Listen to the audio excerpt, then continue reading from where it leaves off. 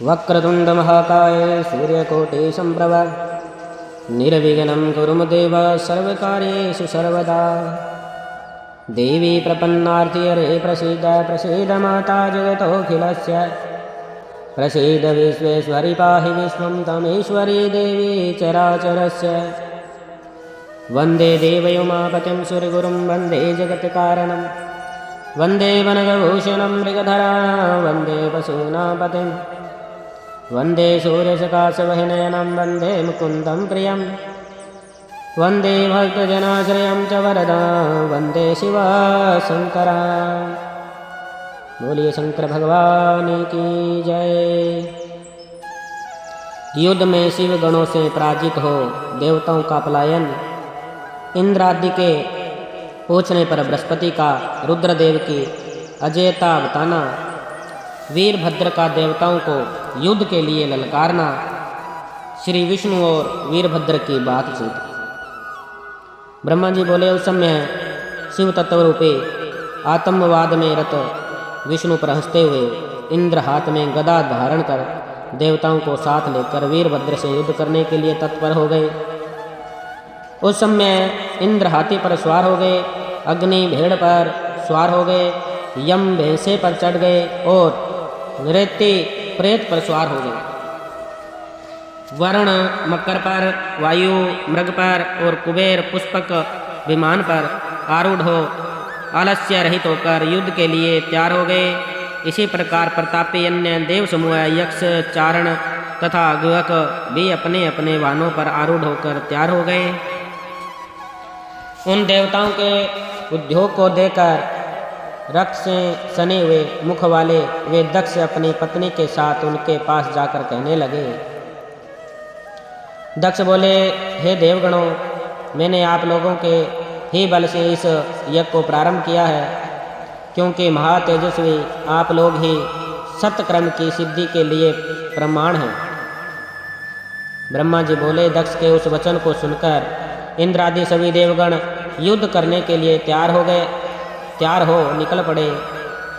तदंतर समस्त देवगण तथा इंद्र आदि लोकपाल शिवजी की माया से मोहित होकर अपनी अपनी सेनाओं को साथ लेकर युद्ध करने लगे। उस समय देवताओं तथा शिवगणों में महान युद्ध होने लगा। वे तीखे तोमर तथा वाणों से परस्पर युद्ध करने लगे।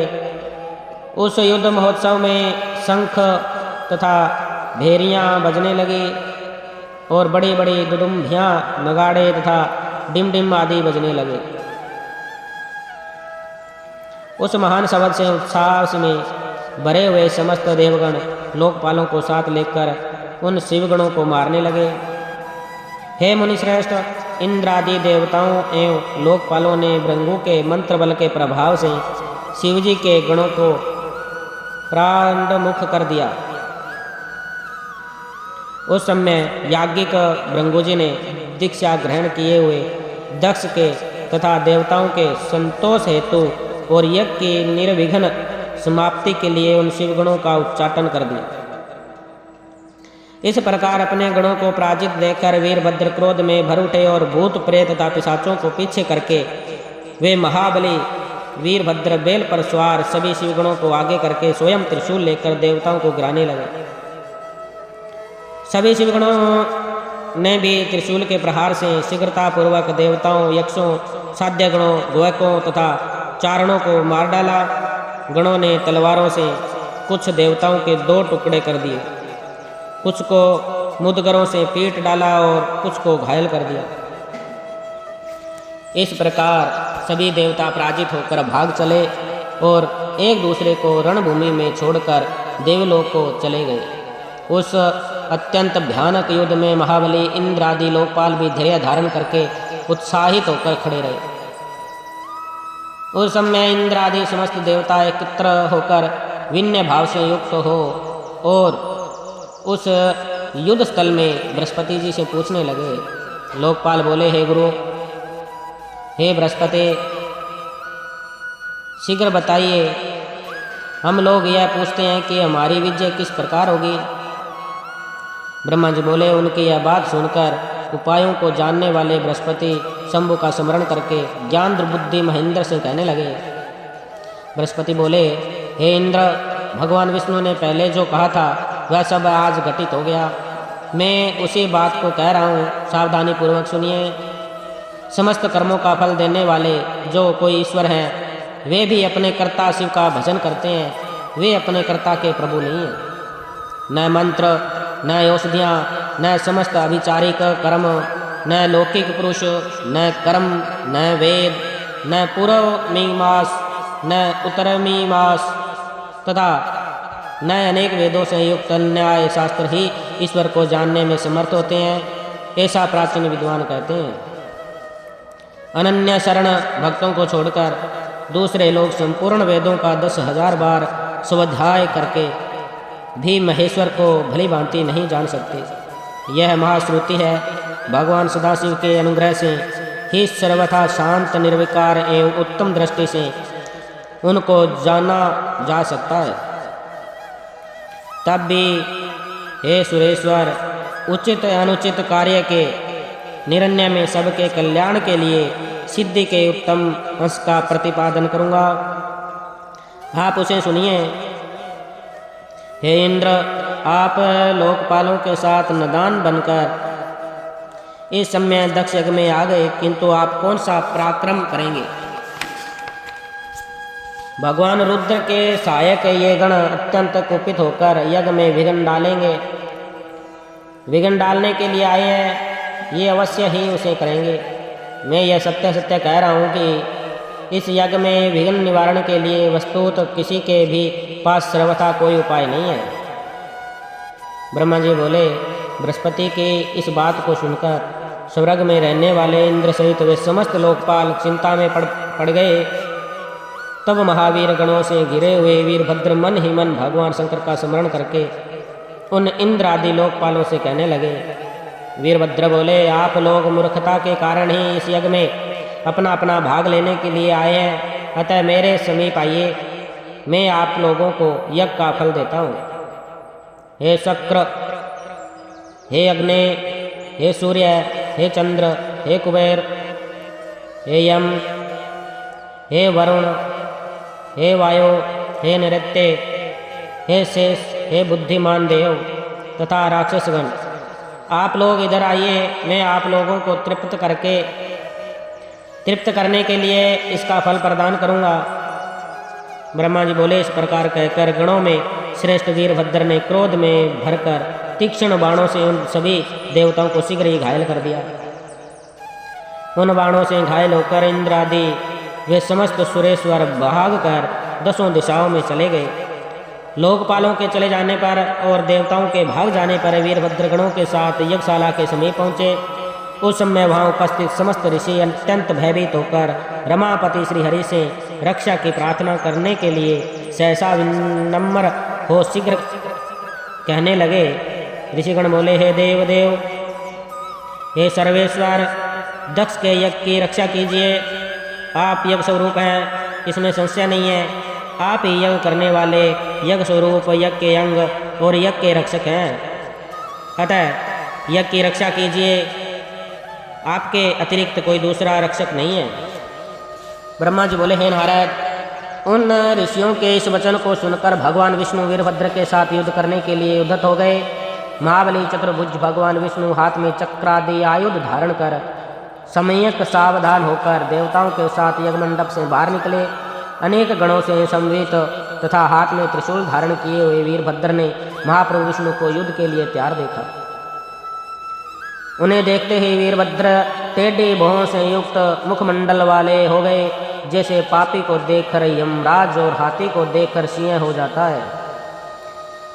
उस प्रकार श्री हरि को युद्ध के लिए उद्धत देखकर वीर गणों से घिरे हुए शत्रुनाशक वीरभद्र कुपित होकर शीघ्रता से कहने लगे। वीरभद्र बोले, हे हरे, आपने आज शिव जी के शपथ की अवहेलना क्यों की और आपके मन में घमंड क्यों आ गया? क्या आप में शिव जी के शपथ का उल्लंघन करने की शक्ति है?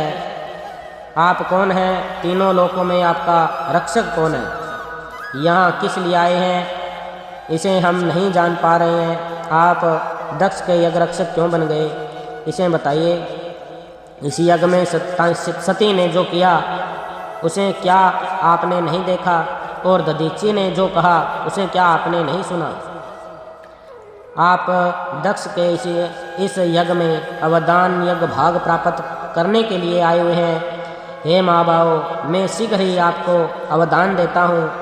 हे हरे, मैं त्रिशूल से आपका वक्षस्थल विदीर्ण करूँगा।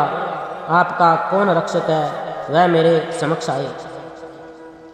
मैं आपको पृथ्वी पर धराशायी करूँगा, अग्नि से जला दूंगा और पुनः दग्ध हुए आपको पीस डालूंगा। हे हरे, हे दुराचारी, हे महेश विमुख, हे अधम, क्या आप शिव जी के पावन मातम्य को नहीं जानते।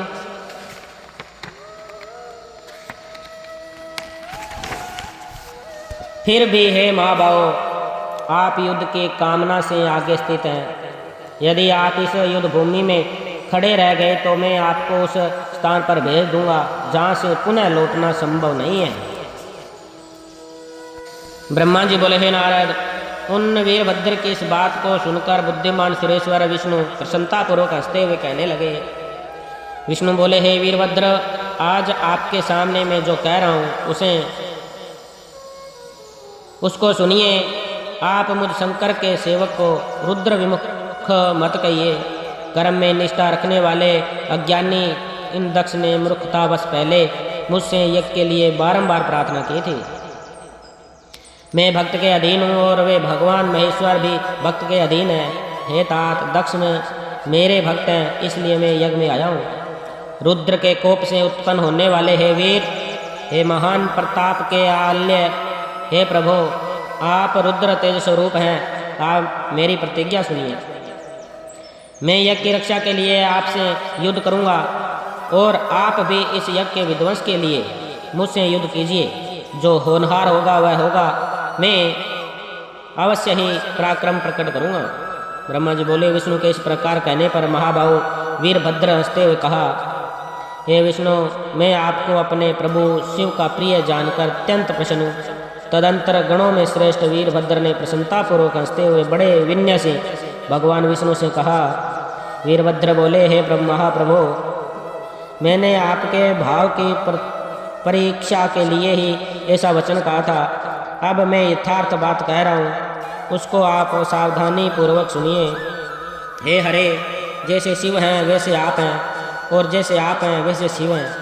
शिव के आदेश से वेद ऐसा ही कहते हैं। हे रमानाथ, भगवान शिव की आज्ञा के अनुसार हम सब लोग उनके सेवक ही हैं। तथापि मैंने जो बात कही है वह इस वाद विवाद के अवसर के अनुकूल ही है। आप प्रत्येक बात को आदरपूर्वक ही समझें। ब्रह्मा जी बोले, उन वीरभद्र का यह वचन सुनकर भगवान विष्णु हंसकर और उनके लिए हितकर यह वचन कहने लगे। हे महावीर, निशंका होकर मेरे साथ युद्ध कीजिए। आपके अस्त्रों से शरीर के भर जाने पर ही मैं अपने आश्रम को जाऊंगा। ब्रह्मा जी बोले, ऐसा कहकर वे विष्णु चुप होकर युद्ध के लिए तैयार हो गए और महाबली वीरभद्र भी अपने गणों के साथ युद्ध के लिए उद्धत हो गए। बोलिए शंकर भगवान की जय।